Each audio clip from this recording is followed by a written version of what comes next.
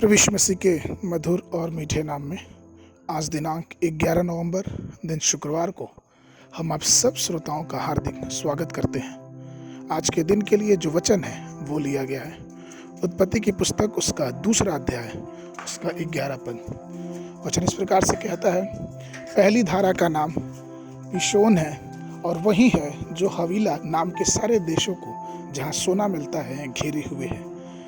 प्रियों, अदन से निकलने वाली नदी के सिरे में से एक को पीशोन नदी कहा जाता है। हालांकि पवित्र शास्त्र में 13 नदियों के बारे में बताया गया है। पीशोन नदी का पहला उल्लेख बाइबल में मिलता है। यह पीशोन नदी हवीला के सारे देश के चारों ओर बहती है। पीशोन शब्द का अर्थ वह है नदी है जो बिना किसी बाधा या रुकावट के बहती है।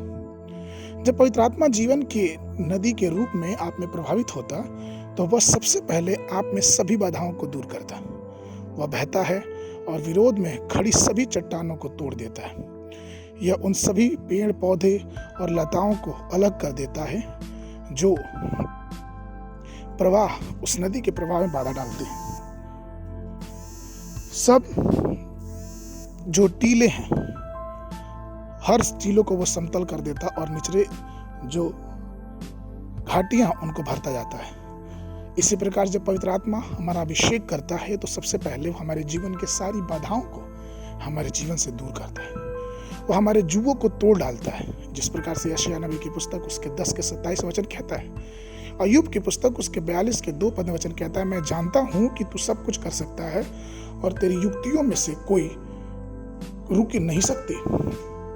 आत्मा में उसकी स्तुति करने के अनुमान अपने जीवन के अवरोधों को नष्ट कर दिया जाएगा।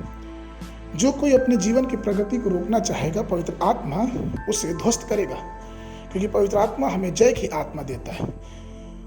वो हमसे कहता है, मीका की पुस्तक उसके 2 के 13 पद में लिखा है, उनके आगे आगे बाड़े का तोड़ने वाला गया, इसलिए वे भी उसे तोड़ रहे हैं और फाटक से होकर निकल जा रहे हैं।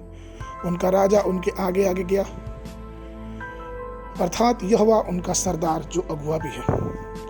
ऐसे कई लोग हैं जो आपको हर प्रकार की बाधाओं के रूप में आपके जीवन में उपस्थित होंगे, लेकिन आप हमेशा ध्यान रखें, जो अदन की बगीचे से जो नदी निकली पीशोन, वो किसी भी रुकावट के सामने रुकी नहीं, लेकिन वो बहती गई।